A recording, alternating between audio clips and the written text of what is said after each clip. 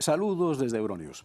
Bienvenidos a nuestro resumen informativo, en donde este jueves seguimos el desplazamiento de más de 65.000 personas, ya la mitad de la población que huye del enclave de Nagorno-Karabaj, un desplazamiento de población forzado por las armas y masivo, contemplado con pasividad por la comunidad internacional.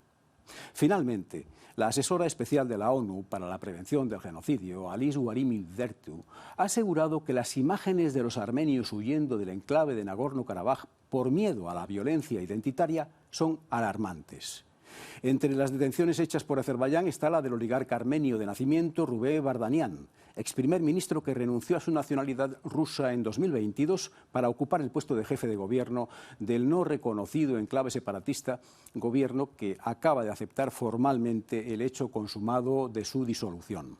A Bardanian le piden 20 años de cárcel tras ser acusado hoy formalmente en Azerbaiyán de financiación del terrorismo.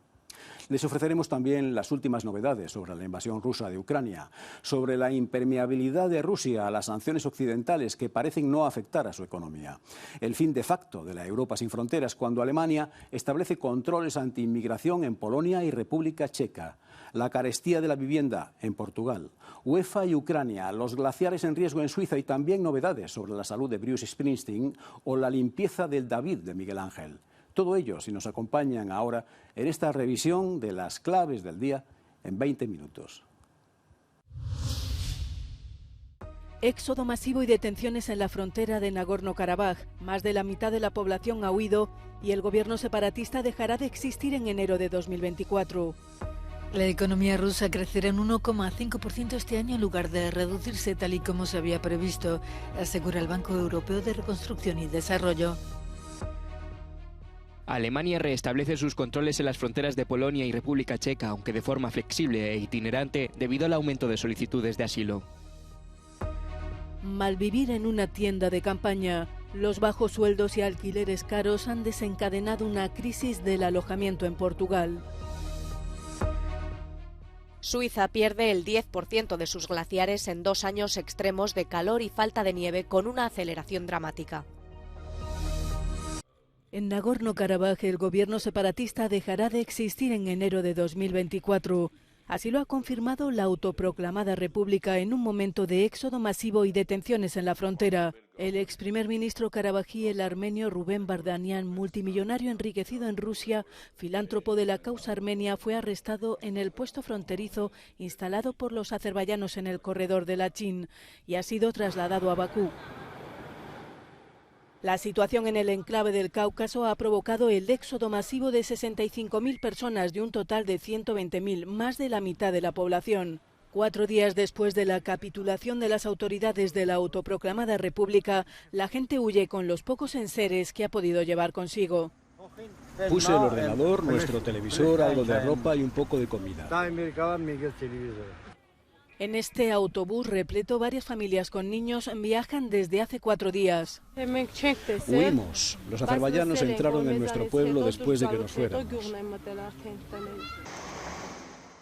Con la avalancha de refugiados, Armenia trata de evaluar las necesidades desde comida, ropa, asistencia social y vivienda. Azerbaiyán, por su lado, dice haber enviado ayuda humanitaria a Nagorno-Karabaj, 10 vehículos y un hospital de campaña para ayudar con las secuelas de la reciente explosión en una gasolinera que dejó decenas de muertos y heridos. Presos rusos a la vista de todos. Ucrania ha ofrecido a la prensa una visita guiada por las instalaciones situadas al oeste del país, en las que se encuentran soldados rusos capturados. Kiev ha tratado de presentar su encarcelamiento de prisioneros de guerra rusos como una medida humana y en marcado contraste con la de Moscú. Sin embargo, el comisario de Derechos Humanos de la ONU afirmó en marzo que había pruebas de que también Ucrania ha abusado de los prisioneros. Mientras tanto, continúan los bombardeos y la destrucción. Esta casa fue destruida en el Donetsk ocupado por Rusia tras un supuesto bombardeo ucraniano. Mientras tanto, las fuerzas rusas han lanzado 44 ataques aéreos y 27 ataques con sistemas de lanzamiento múltiple de misiles en el último día. Según Kiev, se destruyeron o dañaron edificios residenciales, un hospital y otras infraestructuras civiles. Para reparar los daños, los residentes de la ciudad ucraniana de Jersón han recurrido a una solución poco convencional pero práctica. En lugar de sustituir los costosos y frágiles cristales, muchos están instalando ventanas de vinilo, de plástico. Su durabilidad y asequibilidad permiten a los habitantes reconstruir y asegurar sus hogares.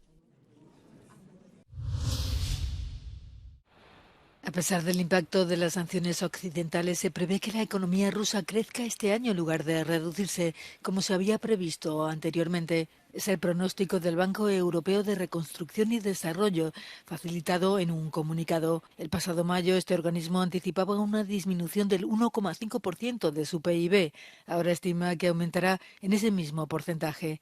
El BERN, fundado para ayudar a los países que estuvieron bajo la órbita soviética a adaptarse al libre mercado, mantiene que los ingresos de Rusia se han visto impulsados por la subida de los precios del petróleo y las nuevas oportunidades de exportación a China, India y los estados de Asia Central. Había calculado que las limitaciones en el precio como parte de las sanciones tendrían peores consecuencias. En los últimos tiempos, Rusia ha intentado estrechar lazos comerciales con naciones no alineadas. La institución cree de todas formas que esto no será suficiente para impedir un enfriamiento de la economía rusa durante 2024. El gobierno alemán ha prohibido la organización ultraderechista Artgemeinschaft, comunidad racial, conocida por su adoctrinamiento de niños y jóvenes y por su carácter racista, xenófobo y antisemita. La orden afecta también a todas sus ramas. Este miércoles la policía ha hecho una redada en 26 viviendas de sus miembros y otros edificios en 12 estados federados. La ministra del Interior, Nancy Faeser, ha declarado que el grupo difundía su visión neonazi del mundo bajo una fe pseudo-religiosa en los dioses germánicos. Schengen se desmorona en el corazón de Europa. Alemania se ha sumado al grupo de países que han restablecido los controles fronterizos para luchar contra la migración irregular. El gobierno alemán los ha restablecido a lo largo de las fronteras con Polonia y la República Checa para contener el fuerte aumento del número de solicitudes de asilo que ha recibido este año, además de unas 71.000 entradas irregulares. Es absolutamente necesario acabar con el cruel negocio de los traficantes, porque ponen en peligro vidas humanas buscando el máximo beneficio. Por esta razón, la Policía Federal Alemana está llevando a cabo ahora controles flexibles adicionales en las rutas de contrabando en las fronteras con Polonia y la República Checa. Uno de los itinerarios que más preocupa en el centro de Europa es la ruta de los Balcanes. Eslovenia decidió el miércoles reforzar los controles en la frontera sur con Croacia para frenar el flujo de entradas irregulares. Y Polonia hizo lo propio el martes en la frontera con Eslovaquia. La desconfianza sobre la capacidad o voluntad de los países vecinos para luchar contra la inmigración irregular amenaza los cimientos del Tratado de Schengen, que garantiza la libre circulación de personas. De ciudades para vivir a ciudades para huir. Si el martes les ofrecíamos un panorama sobre la carestía extrema de la vivienda en Alemania, le llega el turno ahora a Portugal. Para dolor de los lisboetas, los precios de los alquileres han convertido a la capital portuguesa y otras ciudades en un balcón turístico hostil a la vida diaria de familias, trabajadores y estudiantes que aspiran a encontrar un piso, como era posible antes de la transformación del alquiler en un lujo cada vez más escaso y más caro. Aquí tienen una mirada de cerca a las consecuencias. Bajos sueldos y alquileres caros. En Portugal, muchas familias trabajadoras malviven en tiendas de campaña. Con un sueldo de 1.000 euros y pagando 600 euros por una habitación, las cuentas no cuadran. El encarecimiento de la vivienda entraña crueles consecuencias. Daniela ha perdido la custodia de sus hijos. Sí, tengo 2 hijos. Buscamos ayuda, pero cuando la pedimos, descubrieron que vivíamos en albergues. Y nos dijeron que teníamos 3 semanas para buscar una casa, pero no la conseguimos a tiempo y nos quitaron la custodia de nuestros hijos. Para pôr eles na casa e eu não consegui esse tempo, então depois acharam melhor tirar. Até eu resolver minha situação, né, ter uma casa e tudo. Pronto, e vejo eles uma vez por semana. Eu pagava 400 euros. Tirava uma média de 800 por mês e pagava 400, quer dizer, 50% só para o arrendamento. Aí você coloca 40 de passe, 150 de mercado, então não tem como. Y la situación va a peor. En Portugal los mileuristas son legión y debido a la inflación los alquileres siguen subiendo. Las asociaciones para la vivienda de trabajadores con bajos ingresos piden al gobierno que busque soluciones. Los movimientos contra los abusos sexuales por parte de los clérigos presionan a la Iglesia Católica antes de la reunión de obispos que se celebrará la próxima semana en el Vaticano. Tras décadas de revelaciones de abusos cometidos por sacerdotes de todo el mundo y de intentos de encubrimiento, los activistas afirman que la jerarquía eclesiástica sigue sin hacer lo suficiente para atajar la pederastia en sus filas. El grupo Ending Clergy Abuse ha mantenido una vigilia cerca de la plaza de San Pedro. Éramos parte del problema porque callábamos, éramos cómplices. Decidimos, mi mujer y yo, que o dejábamos la iglesia o trabajábamos por el cambio. No había otra opción. Esta cruz, tolerancia cero, es un mensaje. Tenemos a Jesús llorando lágrimas. Lágrimas de niños que han sido abusados sexualmente por el clero y siguen siendo abusados sexualmente por el clero. El Papa ha prometido acabar con los delitos sexuales en el seno de la Iglesia y ha pedido perdón a las víctimas. Pero los activistas en Roma quieren que firme una ley de tolerancia cero que sea aprobada por el Sínodo de Obispos el 4 de octubre. Suiza pierde el 10% de sus glaciares en 2 años extremos. Tras perder un 6% de su volumen en 2022, los glaciares suizos se redujeron otro 4% en 2023, el segundo mayor descenso desde que comenzaron las mediciones. La aceleración es dramática. Solo en los 2 últimos años hemos perdido tanto hielo como entre 1960 y 1990. Son datos de la Academia Suiza de Ciencias Naturales. Esto está provocando la desintegración de lenguas glaciares y la desaparición de muchos glaciares pequeños. Por ejemplo, hubo que interrumpir las mediciones en el glaciar de Santa-Nafirn, en el cantón suizo de Uri. La pérdida masiva de hielo es consecuencia de la escasez de nieve en invierno y las altas temperaturas en verano. El deshielo de los glaciares afectó a toda Suiza. En el sur y el este del país, los glaciares se derritieron casi tanto como en el año récord de 2022. Reino Unido aprueba nuevas perforaciones de petróleo y gas en un yacimiento del Mar del Norte, una medida que, según los ecologistas, perjudicará los intentos del país de cumplir con sus objetivos climáticos. Las autoridades británicas alegan que la perforación creará puestos de trabajo y reforzará la seguridad energética del país. Rosebank es el mayor yacimiento británico sin explotar y contiene unos 350 millones de barriles de petróleo. Greenpeace ha criticado que el gobierno de Sunak anteponga los beneficios de las petroleras por encima del de los ciudadanos ordinarios. Los equipos de fútbol ucranianos van a boicotear las competiciones de la UEFA después de que el organismo rector europeo decidiera levantar la prohibición impuesta a las selecciones juveniles de Rusia. La prohibición había impedido anteriormente a Rusia participar en varias competiciones, entre ellas la Eurocopa femenina y la fase de clasificación para el Mundial. La UEFA declaró en un comunicado que los niños no deben ser castigados por acciones cuya responsabilidad recae exclusivamente en los adultos, al tiempo que aclaró que los equipos adultos seguirían vetados en sus competiciones debido a la agresión rusa en Ucrania. La Asociación Ucraniana de Fútbol instó a la UEFA a mantener la prohibición general y añadió que la decisión carece de fundamento y tolera la política agresiva de Rusia. Mientras que la Asociación Inglesa de Fútbol declaró que sus selecciones juveniles no jugarán contra Rusia. La fase final del Campeonato de Europa Sub-17 masculino se celebrará en Chipre el año que viene, mientras que el torneo femenino tendrá lugar en Suecia.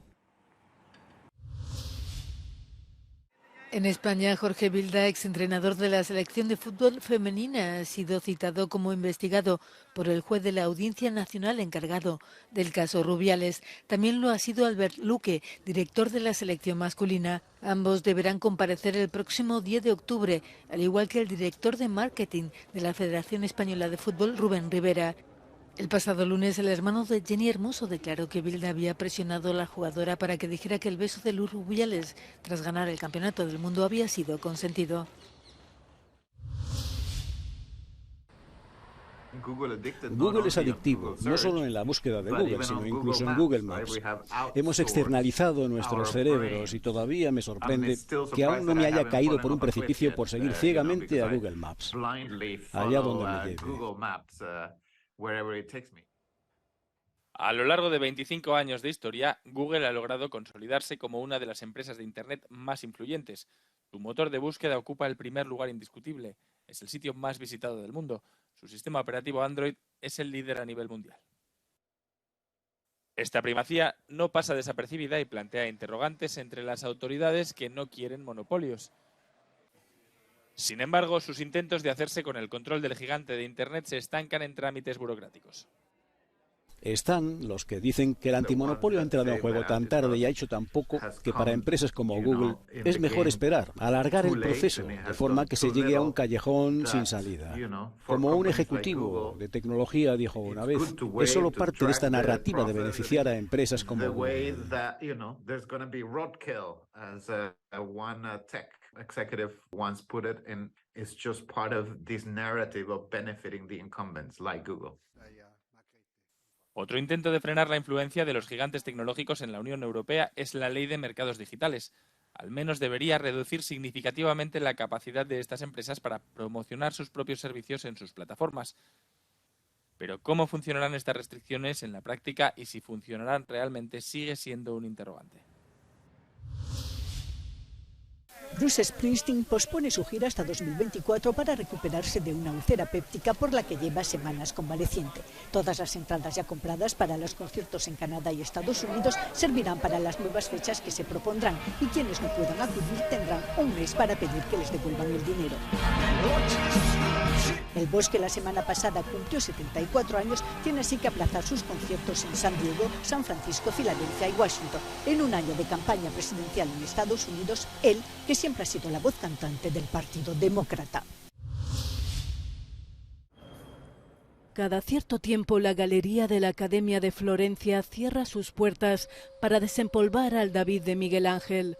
Y allí, vestido solo de luz, queda el coloso, esculpido en 1500 de una sola pieza en mármol blanco de Carrara, en un cara a cara con su restauradora, encargada del cuidado de su pétrea piel inmarcesible. Lejos de las inclemencias del tiempo, la galería es su refugio. Lo trasladaron a este museo hace 150 años y lo vemos en un contexto religioso. El museo se construyó con la forma de una basílica, con un ábside. Justo en el centro, donde normalmente veríamos el altar principal, tenemos el David de Miguel Ángel. David lleva más de 5 siglos desafiando al tiempo desde su pedestal. Esta limpieza a fondo es un proceso minucioso que se documenta con fotografías para garantizar su conservación. Completamente desnudo, joven, valiente y vigoroso, su figura recrea al rey bíblico David antes de enfrentarse a Goliat. ¿Pero quién es el gigante? Te encariñas si llegas a conocer la obra de arte. La ves cambiar, verificas y compruebas que todo va bien. La ves cambiar, igual que harías con una persona real, con un ser querido. David sigue embelesando a millones de turistas con la armonía de sus proporciones. A puertas cerradas y durante su cuidado prosigue su misterio. Realmente me pregunto qué pensará sobre la gente que viene a verlo, sobre toda esa gente que viene a verlo y si realmente se siente comprendido por ellos, si le conocen bien, si entienden en qué lugar están. Mientras acicalan los rizos a David, su réplica sigue encarnando a la perfección la potencia e independencia de los florentinos.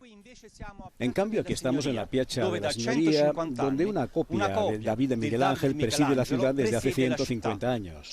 Desde luego no es tan imponente como el original conservado en la Galería de la Academia, y no por ello deja de ser un símbolo necesario del arte y la cultura italiana.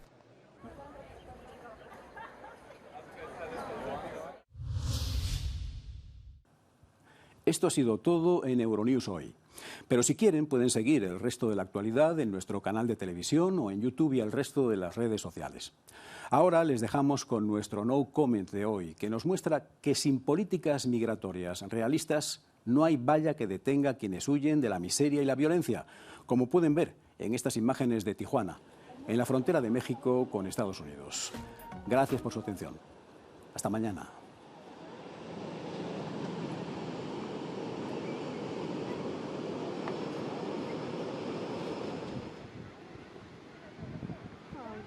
Bebé. Sí.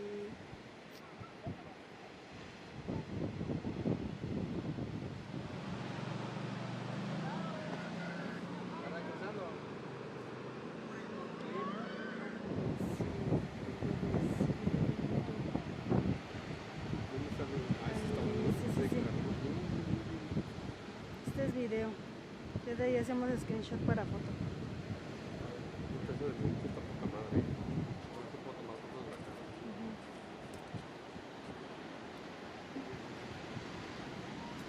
Uy, con cuidado, con cuidado.